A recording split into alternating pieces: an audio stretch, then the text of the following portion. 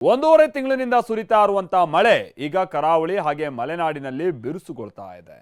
ಬಂಗಾಳ ಉಪಸಾಗರ, ಒಡಿಶಾ ಕರಾವಳಿ ತೀರದಲ್ಲಿ ವಾಯುಭಾರ ಕುಸಿತ ಆಗಿದೆ.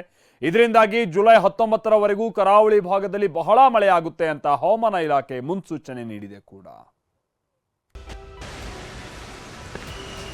ಮಂಗಳೂರು ಸುತ್ತಮುತ್ತ ಸಾಕಷ್ಟು ಮಳೆ ಆಗ್ತಾ ಇರುವಂತದ್ದು. ಇದರಿಂದಾಗಿ ನೇತ್ರಾವತಿಯ ನೀರಿನ ಹರಿವು ಹೆಚ್ಚಾಗ್ತಾ ಇದೆ. ಕೆಲವೊಂದು ದ್ವೀಪ ಪ್ರದೇಶಗಳಿದೆ, ಇಲ್ಲಿ ನಾವು ನೋಡಬಹುದಾಗಿದೆ. ನೇತ್ರಾವತಿ ನದಿ ತಟ್ಟಲಿದ್ದೀವಿ. ಇದರಲ್ಲಿ ನೀವು ದೃಶ್ಯದಲ್ಲಿ ನೋಡಬಹುದು, ಇದು ಕಾರವಾರ ನಗರದಲ್ಲಿರುವಂತಹ ಕೆಎಸ್ಆರ್ಟಿಸಿ ಬಸ್ ಡಿಪೋ.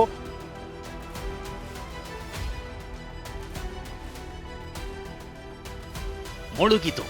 ರಣಮಳೆ ಆರ್ಭಟಕ್ಕೆ ಆಸರೆಯಾಗಿದ್ದ ಸೂರುಗಳಿಗೆ ಜಲದಿಗ್ಬಂಧನವೇ ಬಿತ್ತು. ಎತ್ತ ನೋಡಿದ್ರೂ ನೀರೋ ನೀರು. ರಕ್ಕಸನಂತೆ ಹರಿದು ಬಂದ ಪ್ರವಾಹಾಸುರ. ಕುಸಿದ ಗುಡ್ಡಗಳು, ಮನೆಗಳಿಗೆ ಹಾನಿ. ಅಬ್ಬಬ್ಬಾ, ಒಂದೊಂದು ದೃಶ್ಯವನ್ನು ನೋಡ್ತಿದ್ರೆ ಬೆಚ್ಚಿ ಬೀಳಬೇಕು. ಧೋ ಅಂತ ಸುರಿತಿರೋ ಮಳೆಯಿಂದಾಗಿ ಜನಸಾಮಾನ್ಯರ ಬದುಕೆ ನೀರು ಪಾಲಾಗ್ತಿದೆ.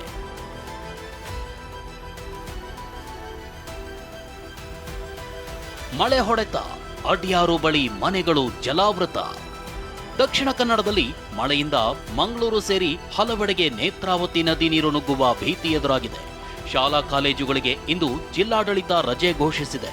ಗುಡಿಸಲಿನಲ್ಲಿ ವಾಸಿಸುವ ವಲಸೆ ಕಾರ್ಮಿಕರಿಗೆ ನದಿ ಪಾತ್ರಕ್ಕೆ ತೆರಳದಂತೆ ಎಚ್ಚರಿಸಲಾಗಿದೆ. ಇಂದು ನಾಳೆ ರೆಡ್ ಅಲರ್ಟ್ ಹಿನ್ನೆಲೆ ಮೀನುಗಾರರು ಸಮುದ್ರಕ್ಕಿಳಿಯದಂತೆ ಹವಾಮಾನ ಇಲಾಖೆ ಎಚ್ಚರಿಸಿದೆ.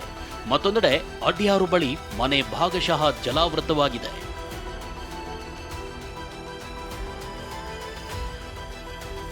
ಕುಕ್ಕೆ ಸುಬ್ರಹ್ಮಣ್ಯದ ಕುಮಾರಧಾರ ಸ್ನಾನಘಟ್ಟ ಜಲಾವೃತ. ಮಳೆ ಆರ್ಭಟದಿಂದಾಗಿ ಕಡಬ ತಾಲೂಕಿನ ಕುಮಾರಧಾರ ಸ್ನಾನಘಟ್ಟ ಈ ವರ್ಷ 2ನೇ ಬಾರಿ ಮುಳುಗಿದೆ. ಭಕ್ತರು ನದಿಗಿಳಿಯದಂತೆ ಎಚ್ಚರಿಸಲಾಗಿದ್ದು, ನದಿ ತೀರದಲ್ಲಿ ಹೋಮ್ ಗಾರ್ಡ್ ಸಿಬ್ಬಂದಿ ನಿಯೋಜಿಸಲಾಗಿದೆ. ಕಾರವಾರದಲ್ಲಿ ಕೆರೆಯಂತಾದ ಕೆಎಸ್ಆರ್ಟಿಸಿ ಬಸ್ ಡಿಪೋ. ಧಾರಾಕಾರ ಮಳೆಗೆ ಕಾರವಾರ ನಗರದ ಕೆಎಸ್ಆರ್ಟಿಸಿ ಬಸ್ ಡಿಪೋ ಕೆರೆಯಂತಾಗಿದೆ. ಮುನ್ನೆಚ್ಚರಿಕೆಯಾಗಿ ಕೆಲ ಬಸ್ಗಳನ್ನ ಬೇರೆಡೆ ಶಿಫ್ಟ್ ಮಾಡಲಾಗಿದೆ. ದೃಶ್ಯ ನೋಡಬಹುದು, ಇಲ್ಲಿ ಯಾವುದೇ ರೀತಿಯಾದಂತಹ ಇದು ಡಿಪೋ ಅಂತ ಕಾಣಿಸಲ್ಲ. ಕೇವಲ ಬಸ್ಗಳು ನಿಂತಿದೆ ಅಂತ ಅಂದ್ರ ಮಟ್ಟಿಗೆ ಡಿಪೋ ಅಂತ ಅನಿಸುತ್ತೆ. ಆದರೆ ಪೂರ್ತಿಯಾಗಿ ನೀರು ನಿಂತುಕೊಂಡಿದೆ. ಅಷ್ಟೇ ಅಲ್ಲದೆ ಕೆಲವು ಬಸ್ಗಳು ಸಹಿತ ಜಲಾವೃತ ಆಗುವಂತ ಸನ್ನಿವೇಶಕ್ಕೆ ಬಂದು ನಿಂತಿದೆ. ಕಾರವಾರ, ಅಂಕೋಲಾ, ಕುಮಟಾ, ಹೊನ್ನಾವರ, ಭಟ್ಕಳ ಸೇರಿ 10 ತಾಲೂಕುಗಳಲ್ಲಿ ಇಂದು ಅಂಗನವಾಡಿ, ಪ್ರಾಥಮಿಕ ಮತ್ತು ಪ್ರೌಢಶಾಲೆ, ಪಿಯು ಕಾಲೇಜುಗಳಿಗೆ ರಜೆ ಘೋಷಿಸಲಾಗಿದೆ. ಭಾಗಮಂಡಲ ಜಲಾವೃತ. ಧರೆಗುರುಳಿದ ಮರ, ವಿದ್ಯುತ್ ಕಂಬಗಳು. ದಕ್ಷಿಣದ ಕಾಶ್ಮೀರದಲ್ಲೂ ಮಳೆ ನಿಂತಿಲ್ಲ. ತಲಕಾವೇರಿ ಬಳಿ ಮರ, ವಿದ್ಯುತ್ ಕಂಬಗಳು ಧರೆಗುರುಳಿದು ಅರಣ್ಯ ಇಲಾಖೆ ಅವುಗಳನ್ನ ತೆರವುಗೊಳಿಸಿದೆ. ಕಾವೇರಿ ಉಕ್ಕಿ ಹರಿದ ಪರಿಣಾಮ ಭಾಗಮಂಡಲ ಸಂಪೂರ್ಣ ಜಲಾವೃತವಾಗಿದೆ. ಭಾಗಮಂಡಲ ತಲಕಾವೇರಿ ರಸ್ತೆ ಸಂಪರ್ಕ ಕಡಿತವಾಗಿದೆ. ಕೆಲ ಅಂಗನವಾಡಿ, ಶಾಲಾ ಕಾಲೇಜುಗಳಿಗೆ ರಜೆ ಘೋಷಿಸಲಾಗಿದೆ.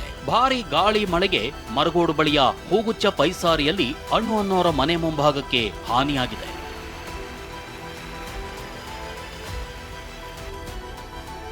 ಕಾಫಿ ನಾಡಿನಲ್ಲಿ ಕುಡಿದು ಬೈಕ್ ಸವಾರರ ಹುಚ್ಚಾಟ.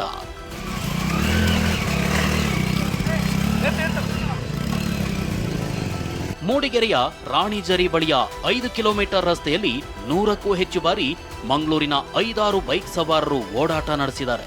ರೀಲ್ಸ್ ಹುಚ್ಚಿಗೆ ಕರ್ಕಶ ಶಬ್ದ ಮಾಡ್ತಾ ಬೈಕ್ ಓಡಾಡಿಸ್ತಿರೋದು ಕಿರಿಕಿರಿಯಾಗಿದೆ.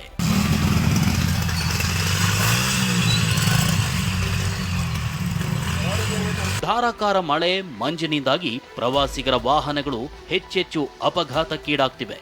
ಮಳೆಗೆ ಮೂಡಿಗೆರೆಯ ದೇವರಮನೆ, ಕೋಗಿಲೆ ಗ್ರಾಮದ ರಸ್ತೆಗೆ ಅಡ್ಡಲಾಗಿ ಬಿದ್ದಿದ್ದ ಬೃಹತ್ ಮರವನ್ನ ಸ್ಥಳೀಯರು ತೆರವುಗೊಳಿಸಿದ್ದಾರೆ. ತುಂಗಭದ್ರಾ ಜಲಾಶಯದ ಹಿನ್ನೀರಿನಲ್ಲಿ ಪ್ರವಾಸಿಗರ ಚೆಲ್ಲಾಟ. ಹೊಸಪೇಟೆ ಬಳಿಯ ತುಂಗಭದ್ರಾ ಡ್ಯಾಂ ನೋಡಲು ಬರುವವರು ಹಿನ್ನೀರಿಗಿಳಿದು ಹುಚ್ಚಾಟ ನಡೆಸ್ತಿದ್ದಾರೆ. ಅಲೆಗಳ ಜೊತೆ ಎಂಜಾಯ್ ಮಾಡ್ತಿದ್ದು ಪ್ರಾಣಕ್ಕೆ ಸಂಚಕಾರ ತಂದುಕೊಳ್ತಿದ್ದಾರೆ.